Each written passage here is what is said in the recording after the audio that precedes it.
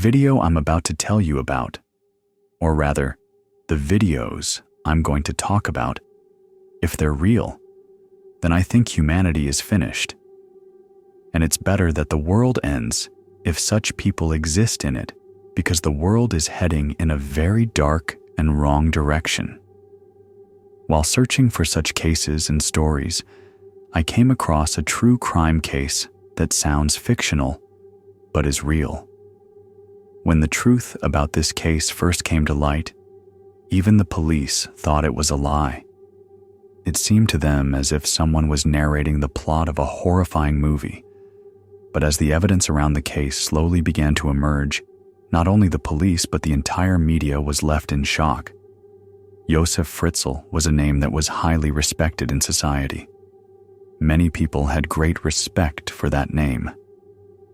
But no one had any idea what was going on in the mind of the man behind that name. And not just his mind, but no one had a clue about what had been happening inside his house for so many years. Josef was an elderly man who lived with his wife, Rosemary. Together, Josef and Rosemary had 7 children, one of whom was named Elisabeth. Elisabeth was different from the other children. She never got along with Josef. They were constantly arguing, which always kept the mood of the house tense. The real story began when Elisabeth supposedly left home to join a cult. One day, Elisabeth randomly disappeared, allegedly to join a cult, and no one had any idea where she had gone.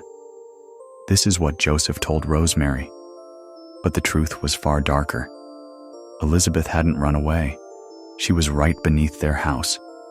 And by beneath, I mean in an underground bunker, a secret chamber. Josef had always had a survivalist mindset, with a strong interest in underground bunkers and secret chambers. So much so that there was a cellar beneath Josef's house, and beneath that cellar, Josef had built a secret chamber, a bomb shelter, or a bunker, you could say. And no one knew about this secret chamber. No one knew that beneath the cellar of that house, there was a hidden chamber. One day, Josef asked Elisabeth to help him fix a door in the cellar. Elisabeth agreed to help. As they were going down into the cellar, Josef quickly pulled a cloth from his pocket soaked in ether, or chloroform, and pressed it against Elisabeth's mouth while holding her tightly so she couldn't move. The chemical on the cloth caused Elisabeth to pass out right there. When Elisabeth opened her eyes, she found herself locked inside a secret chamber right beneath her home. The cellar beneath the house had several rooms. One of those rooms had a bookshelf, and if you moved the bookshelf aside, a passage led to the secret chamber where Josef had imprisoned Elisabeth. This underground bunker or secret chamber had no ventilation whatsoever, and there wasn't a single ray of sunlight because it was underground. The rooms within the bunker were quite small, with ceilings no higher than 6 feet. Despite its small size, the chamber had several rooms, enough for 2 or 3 people to live in. The chamber had small bedrooms, a tiny living area, and a storage space. The day Elisabeth went missing, Rosemary was the first to notice her disappearance. She began questioning Josef, asking where Elisabeth had gone and why she was nowhere to be found. At that time, Josef told Rosemary that Elisabeth had run away from home to join a cult and would never come back. Josef would secretly take food and water into the chamber to provide for Elisabeth. And after a few days, Josef decided that he might never let Elisabeth leave the chamber. Now comes the truly dark part. Josef didn't just keep Elisabeth hidden, he also sexually assaulted her. He continued to assault Elisabeth for 4 to 5 years. Elisabeth was assaulted so many times that eventually she became pregnant. She delivered the baby right there in that chamber and began raising the child in that confined space. Within a year of the first child's birth, Elisabeth became pregnant again and delivered another baby. Now, Elisabeth was raising 2 children in that chamber. A chamber with no light, no proper ventilation, and no idea of the world beyond its walls. Soon after, Elisabeth delivered a 3rd baby. But this time, Josef took the newborn out of the chamber. Josef placed the infant in a box and left it outside their home's front door. Later, Josef told Rosemary that he had found the baby outside their house. He claimed that Elisabeth had become pregnant after joining the cult and had abandoned the baby at their doorstep so that Josef and Rosemary could raise it. Surprisingly, Rosemary believed this story and began raising the baby as her own. Josef didn't stop. He never tried to stop himself. As a result, Josef and Elisabeth had a total of 7 children, one of whom died during birth.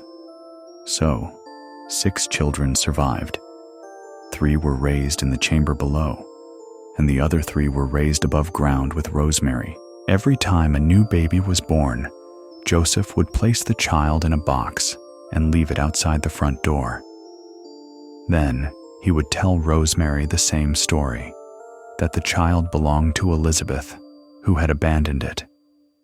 Believing this story, Rosemary raised 3 children as her own. Among the 3 children raised in the chamber, one was named Kirsten, who was 19 years old.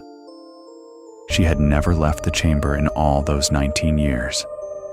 One day, Kirsten fell severely ill, so ill that Elisabeth had to beg Josef to take her to the hospital for treatment. Elisabeth constantly had to plead with Josef inside the chamber. Eventually, Josef agreed and took Kirsten to the hospital. When the hospital staff saw Kirsten, they were shocked. It was as if they were looking at a ghost. She was as pale as snow and severely deficient in vitamin D because she had never seen sunlight. Kirsten's condition was critical, and to treat her, the doctors needed to know her biological history, who her parents were. When the doctors asked Josef about this, he repeated the same story, that when Kirsten's mother, Elisabeth, was 18 years old, she ran away from home to join a cult. When Kirsten was born, Elisabeth abandoned her at Josef's doorstep.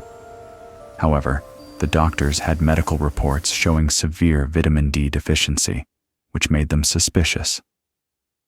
Josef's story didn't add up, but to save Kirsten, finding her mother was crucial. The doctors informed the police. This matter became so big that it made headlines in the media. Kirsten's photo was published, and the media called for her mother, Elisabeth, to come forward if she was watching the news. They also urged anyone who had seen Elisabeth to report to the police. Now, here's where the story takes a twist. Surprisingly, Josef had installed a TV in the chamber where he kept Elisabeth and the other children. One day, the news channel was playing on that TV, and Elisabeth saw her own story being broadcast, how the world outside the chamber was searching for her so that her daughter, Kirsten, could receive treatment. As soon as Elisabeth saw the news, she began begging Josef to take her to the hospital to save her daughter's life. Surprisingly, Josef agreed, but with a condition. He told Elisabeth that when she reached the hospital, she had to tell everyone the same story, that she had run away from home at 18 to join a cult. Desperate to save her daughter, Elisabeth agreed to this condition. Josef took Elisabeth to the hospital. The moment Elisabeth arrived at the hospital, the doctors and police officers present there immediately arrested her. They believed she had abandoned her children. However, when the police privately questioned Elisabeth, she told them the entire truth. It was so unbelievable that it was hard to comprehend. Eventually, the police arrested Josef Fritzl. He was found guilty of all charges and sentenced to life in prison. Today, he is serving his sentence in Austria, far away from his family. Now, I come to the main point. After the case, many psychologists studied the entire situation. All of them concluded that Josef's entire plan, building the bunker beneath the house, kidnapping Elisabeth as soon as she turned 18, imprisoning her underground, sexually assaulting her, and having children, was not something that happened spontaneously. Josef had likely been planning all this since Elisabeth was a child. This theory makes sense because Josef had spent so much time constructing those bunkers and that secret chamber. He was planning everything. What's more shocking is that Josef tried to make his plan so perfect that he knew that even if he left the house for 10 to 15 days, no one would find that chamber. That's why Josef would take trips to different places, leaving the house and the chamber behind for days at a time. While all of this was happening inside the house, Josef would go on holidays, enjoying himself without a trace of guilt. Watching those video clips of him, it seemed as if he didn't feel even a single ounce of remorse for what he had done. Before I end, I want to ask you all a question. Think carefully. Do you really think that Josef's wife, Rosemary, had no involvement in this case? Do you truly believe that all this time she had no idea what Josef was doing? Could Rosemary really have been so unaware, accepting each child left at her doorstep without suspicion? Don't you think that somewhere Rosemary was complicit with Josef? That's what I think. What do you think? So if you liked the video, make sure to subscribe to the channel. We bring you mysterious and true crime videos like this. And thanks for watching.